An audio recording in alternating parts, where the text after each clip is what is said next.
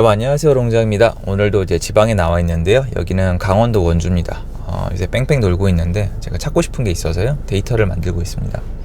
강원도 원주는 제가 지금 한 달 이내에 2번이나 나왔고요, 앞으로 더 나와야 될 것 같습니다. 제가 원하는 방향으로 좀 가고 있는 게 있어서, 그래서 오늘 여기 무실동 더샵 신축 앞에 나와 있고, 요 앞에 지금 법원 있고 대로변 있고 실거 조합이 좋아지고 있는 지역이거든요. 여기 나와서 오늘 두 가지 좀 말씀드리고 싶어서 영상을 켰습니다. 뭐냐면 첫 번째로 저 뒤에 지금 GS25 보이시죠? 여기 아파트 상가가 지금 2층 3층이 다 비었어요. 여러분, 좀 안 좋게 얘기하면 망한 상가예요. 그런데 제가 아는 분이 저 1층에 편의점 있죠, 신축 편의점만 하고 다니는 분이 계시고, 저도 그분한테 배워서 투자를 했었거든요. 저도 잘 매도를 했는데 어떻게 하시는 거냐면, 제 말만 듣고 하시면 안 돼요. 아시겠지만 구분 상가는 난이도가 굉장히 높아요. 토지보다, 건물을 아예 세워져 있는, 토지를 끼고 있는 세워진 건물보다 구분 상가가 난이도가 더 높고 리스크가 더 높습니다. 해보시면 알죠. 구분 상가가 진짜 리스크가 높고, 저렇게 공실이 많으면 관리비도 진짜 짜증나게 하거든요. 경매해 보시면 이제 많이 쌓여 있잖아요. 어떻게 하는 거냐면, 저 편의점은 희소성이 있어요. 뭐냐면 담배권 때문에 여러 개가 못 들어가요. 저 상가 안에 거의 하나 들어옵니다. 그리고 1층만 돼요. 그리고 이 안에 단지 세대수가 많으면은 매출이 나옵니다. 신기하게 나와요. 그런데 많아요. 아파트 상가는 망했는데 편의점은 돌아가는 거예요. 심지어 그 상가 팔려요. 왜냐면 옹결을 갈 수가 없으니까. 당연히 만약에 저 GS25와 동일한 규모의 공실이 옆에 있다? 그럼 하면 안 돼요.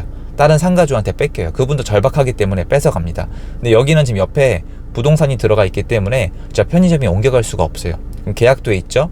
매출이 나오는지는 확인을 못했는데, 물건 들어갈 때나 아니면 프랜차이즈 상담하면 대충 알려주시거든요. 매출 안 나올 수도 있습니다. 참고로 확인을 해야 되는데, 매출이 나올 만한 자리를 선점하는 거예요. 그 상가를 사버리거나 분양받아 버리거나 할인 분양을 받아버려요. 그래서 편의점을 넣어요. 그 다음에 매출을 나오게 한 다음에 알바생을 넣어서 오토파일럿을 갖추면은 그 지역에 신기하게도 그런 걸 가지고 싶어하는 어르신들이 많아요.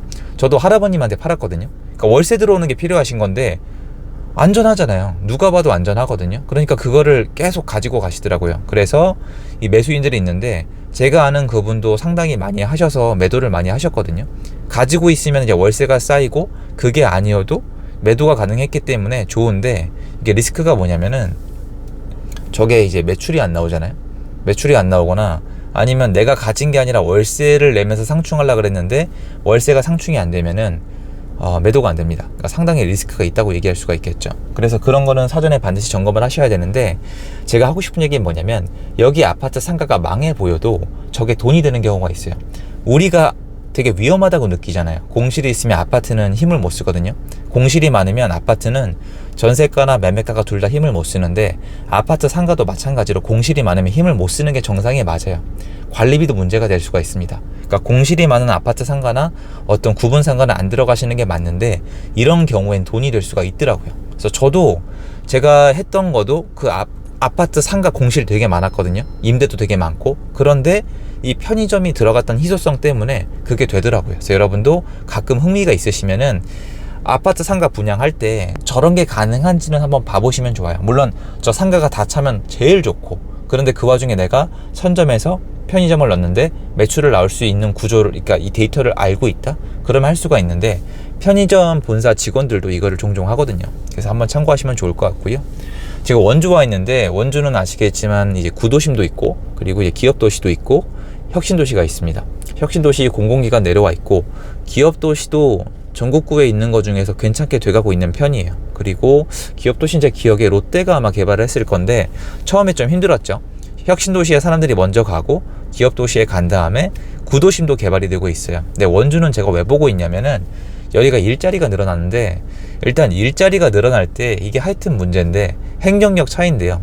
평택이랬죠. 뭐냐면 일자리 개발이 되기 전에 아파트부터 짓고 보는 거예요. 물론 사람만 내려보내는 건데 이게 다 돈이잖아요. 아파트가 돈이 될 것 같으니까 거기에 호재가 있다고 소문이 나니까 선분양이잖아요. 무조건 때려 짓는 거예요. 그래서 아파트가 너무 먼저 들어왔어요. 그러니까 일자리가 생겨서 일자리에 사람이 들어오는 속도보다 아파트를 지어서 아파트가 공급돼서 입주 속도가 더 빨랐기 때문에 처음에 힘을 못 썼어요. 그러니까 P도 없고 마이너스 P도 있고 힘을 못 썼죠. 평택이 정말 대표적인 사례거든요. 옛날에 송도도 마찬가지고 청라도 그런 시기가 있었습니다. 일자리, 각종 호재보다 아파트를 먼저 지어서 입주가 더 빨랐다. 그러니까 들어와서 기다리는 사람들이 많았던 거예요. 여기도 마찬가지인데, 여기 강원도 같은 경우에는 유동성 영향이죠. 투기꾼들, 투자자들의 영향이 없었다고 하는 건 거짓말이고요. 힘을 못 쓰다가 쭉 들어왔었어요. 1년 사이에 많이 들어왔고, 최근에 보면은 좀 지역별로 약간은 차이가 있는데, 원주는 올해 한 3, 4월 달에 끊겼습니다. 올해 한 4월 달 이후로는 사람들이 안 와요. 그리고 실 거주하시는 분들이 종종 움직이는데 전세를 좀 많이 찾으세요. 여긴 아직 월세가 되지는 않았습니다. 전세를 많이 찾으시는 이유는 내려와야 되잖아요. 일자리 때문에 내려와야 되는데, 살고 싶은 아파트는 있는데 매매하기는 좀 겁나고, 사실 분들은 이미 사신 경우가 많기 때문에 여기도 매도 타이밍이 겹치는 경우가 많거든요. 그래서 전세를 좀 많이 구하세요. 어떤 구조로 가고 있냐면, 유동성, 돈을 들고 온 분들이 전세가를 활용하거나 선진입해서 막 샀어요. 그래서 1, 2년 동안에 진짜 많이 올랐거든요. 지금도 상승세가 완전히 끝났다고 하기엔 강원도는 애매해요. 왜냐면 문의가 계속 오거든요. 근데 정말 적어요. 제가 계속 다니면서 체크업 했을 때 10분의 1도 안 돼요. 10분의 1이 아니라 20분의 1? 그 정도 여러분. 10%가 아니라 5%? 예전에 비해서 문의가 없다고 생각하시면 되는데, 이런 데는 문의가 한번 오면은 미친 듯이 오거든요. 그런데 요새는 정말 잠잠하고 실 거주를 희망하시는 분들이 나와서 전세를 먼저 물어보는데, 전세가 있는 상황이기 때문에 전세가랑 매매가가 동반으로 잠잠한 편이에요. 그러니까 여기는 신축이라 그렇고, 구축으로 가면은 이제 혼돈이죠. 약간 금매가 존재하는 동시에 전세가 느리게 빠지고 있다고 표현하면 맞는 것 같아요. 근데 또 이사철이 다가오면 어떻게 될지 모르는데, 강원도는 그런 모습을 보이고 있는데, 강원도는 예전이랑 다른 게 춘천이나 아니면 원주나 이런 데가 인구수가 늘고 있으면서 일자리가 생기면서 들어가고 있어요. 춘천은 레고랜드 영향이 아무래도 무시를 못할 것 같은데, 레고랜드가 영향이 있었고요. 여기는 아무래도 일자리가 들어오고 있는데, 제가 제일 좋아하는 게 일자리잖아요. 속초나 뭐 강릉이나 아니면 멀리 가시면 동해나 삼척이나 이런 데랑은 약간 결이 다른 것 같아요. 그래서 사람들이 아직도 들어오고 있는데, 이런 것들을 봤을 때 앞으로 원주가 어느 쪽으로 갈 거냐, 인구수가 늘어나면 어디에 살 것이고 일자리는 더 들어올 것이냐, 어떤 사람들이 들어오냐, 가족이 통째로 이사를 올 것이냐, 이런 것들을 먼저 보면 될 것 같은데, 세종시도 그랬잖아요. 대전에까지 영향이 있었는데 세종도 일자리가 늘어난다고 아파트부터 지었기 때문에 사람들이 내려오는 속도보다 아파트 진입이 엄청 빨랐거든요. 평택도 호재보다 아파트 진입이 너무 빨랐고, 원주도 마찬가지고, 전국적으로 혁신도시, 기업도시가 다 이런 식으로 돌아갔거든요. 그러면 이제 슬슬 몇 년이 지났어요. 사실 이 신도시, 혁신도시, 기업도시 프로젝트를 진행한 게 수년이 지났기 때문에 이제는 다 지어진 다음에 자리를 잡아야 되거든요. 그럼 얘네가 인구가 어떻게 유입되는지가 되게 중요한데, 그러니까 이제 옥석을 가려야 되는 거죠.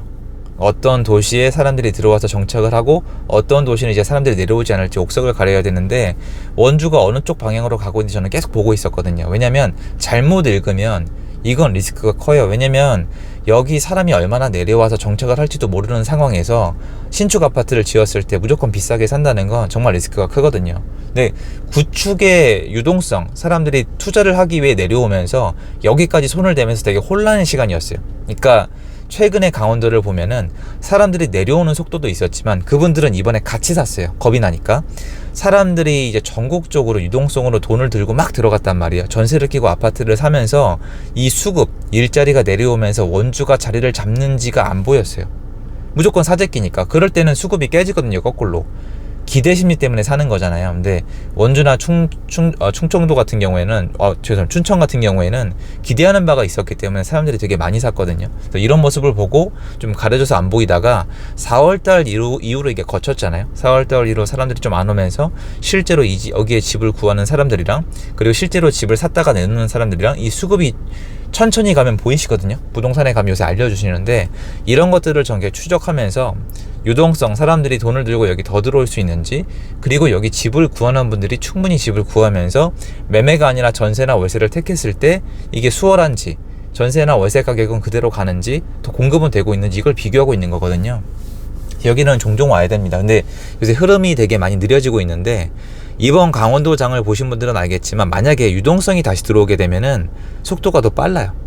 요새 사람들이 예전보다 돈이 많아졌기 때문에 속도가 빠르고, 실수요 같은 경우에는 요새는 좀 느린 이유가, 유동성이 들어올 때 사실 분들이 같이 사셨어요. 왜냐면 어차피 여기 내려와야 되는데 막 굴러가잖아요. 그게 문제예요. 미리 사셨으면 싸게 사는데, 이게 안 좋은 점이기도 하죠. 유동성이 들어왔을 때 가격이 움직이니까 그때 사시거든요. 그래서 그런 흐름, 요새 이제 강원도 원주를 와보시면은 기업도시, 혁신도시로서 기업체가 들어오고 공공기관이 들어온 다음에 자리를 잡는 과정이 눈에 보이거든요. 시세는 1차 상승을 끝낸 이후에요. 이 다음이 어떻게 될지를 지켜보는 게 중요한데, 그때는 역시 리스크를 제거하기 위해서 수급을 보는 게 맞거든요. 그래서 그걸 보기 위해서는 현장에 나와서 많은 중개사님들이랑 상담을 하고 또 데이터도 보고 현장에서 어떤 분위기도 체감하고 이게 중요하다고 생각을 하거든요. 그렇게 내려와서 계속 보고 있습니다. 그래서 아파트 상가 1층 공실이 있어도 편의점으로 작업하는 분이 계시다 해보니까 되더라. 그리고 요새는 4월달 이후로 사람들이 투자하려고 오는 게 아니라 실수요자가 돌고 있는 시장인데, 앞에 한번 빠르게 돌았기 때문에 수요가 먼저 소진이 됐기 때문에 지금 느린 상황인데 그래도 볼만하다, 요거 말씀드리고 싶어서 영상을 켜봤습니다. 전 계속 이 전국을 빙빙 돌 거거든요. 그래서 여러분도 여러분이 어떤 부동산 시장에 어떤 쪽에 관점이 있는지 모르겠지만 내가 할 수 있는 일을 찾아내서 나한테 기회가 없을지 준비해 나가는 게 전 제일 중요하다고 생각을 합니다. 제 영상 여기까지고요. 도움이 됐으면 좋겠습니다. 감사합니다.